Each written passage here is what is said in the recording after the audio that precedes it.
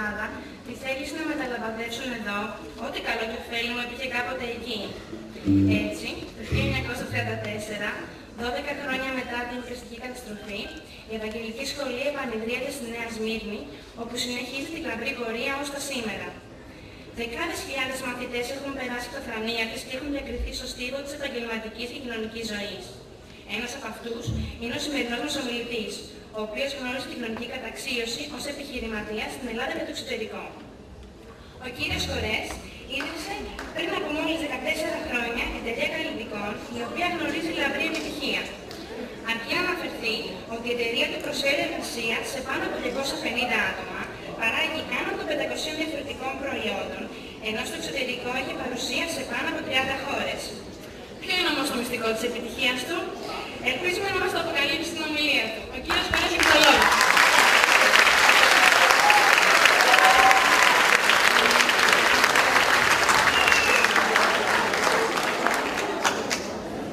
Γεια σας, παιδιά.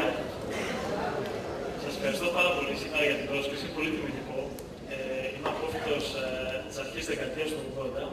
Να πω ότι δεν θυμάμαι ακριβώς από τα δύο που και είμαι από τη γενιά που στα μόνο αγόρια.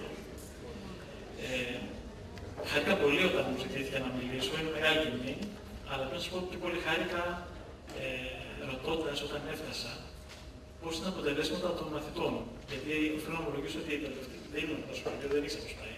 Στη δικιά μας την εποχή ήταν απίστευτα καλά και όταν ο νοικιάς σας μου είπε πόσο καλά είναι τα ποσοστά επιτυχίας, ήμουν πραγματικά πολύ χαρούμενος. Πρέπει να πω συγχαρητήρια σε εσάς καταρχήν και στους καθηγητές. Το σχολείο δεν είναι μόνο η ιστορία του, είναι οι μαθητές του, είστε εσείς. Όταν μου ζητήθηκε να μιλήσω, σκεφτόμουν τι να πω. Πριν φύγω το μεσημέρι, μου λέει ο γιος μου είναι πιτσιρικός, πέμπτη θα πάει εκεί τώρα. Πού θα πας παπά? Μου λέει θα γίνεις ζεζίδι. Του λέω γιατί? Μου λέει όταν ακούμε να μας μιλάνε μεγάλοι, εμείς γελάμε. Λέει τι είναι αυτά που μας λένε?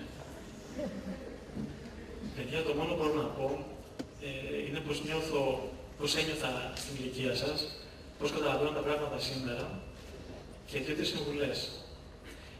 Καταρχήν, πριν από ένα μήνα, σε μια άσκηση management εκεί που σε επιβάλλουν πράγματα, λένε πολύ γρήγορα, πες μου τώρα, ποια μέρα ζωής του δεν ξαναζήσεις.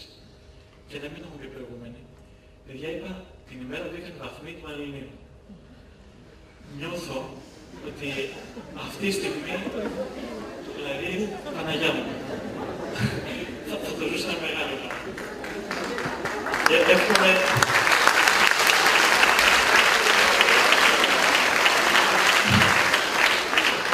για τους περισσότερους από εσάς να είναι τόσο ανθρωπιστικό.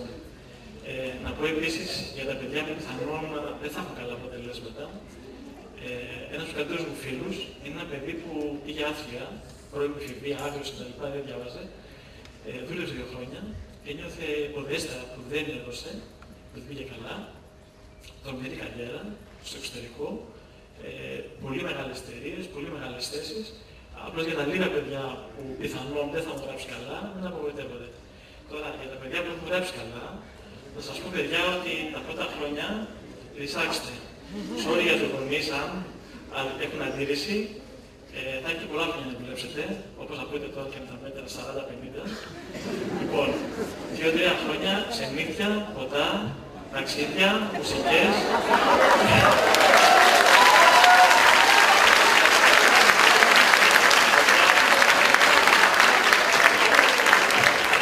Στενή γνώση θα την πάρετε όλοι. Τα βιβλία είναι εκεί. Αυτό που θα κάνει διαφορά είναι η προσωπικότητά σας. Είστε σε ένα θαυμάσιο σχολείο, αλλά την προσωπικότητά σας θα τη βρείτε βγαίνοντας εκεί έξω. Σκεφτείτε κάτι. Μπήκατε σε ένα τρένο όταν ήσασταν πρώτη δημοτικού και τελειώσατε το τρένο σήμερα.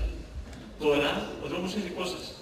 Οι σταθμοί ήταν συγκεκριμένοι, τώρα κάποιοι από εσάς θα βάλετε το ποδήλατο, κάποιοι πετώντας, κάποιοι κολυμπώντας.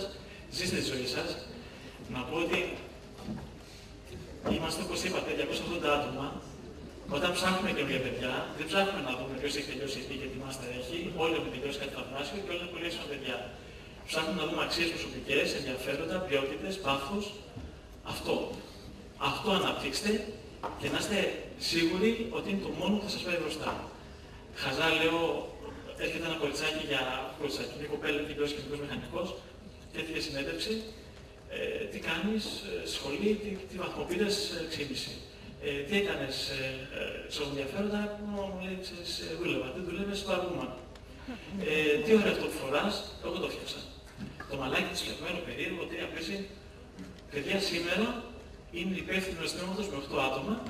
Δεν λέω ότι πρέπει να είσαι περίεργος για να κάνεις τη σωστή ζωή, αλλά έχει ανθρώπινη ποιότητα. Και το τελευταίο που θέλω να σας πω, μη σκέφτεστε τελειώνοντας σχολές μέσω βοήθεια κάποιος να με βάλει κάπου, κάποιος να με καταστήσει. Η ποιότητά σας είναι, εσείς ορίζετε το μέλλον σας. Το μόνο που να σκεφτείτε είναι ότι η ζωή σας είναι μια μεγάλη εικόνα και κάθε τι που κάνετε είναι μια μικρή ψηφίδα. Κάντε πράγματα για τα οποία θα είστε περήφανοι. Να είστε καλά.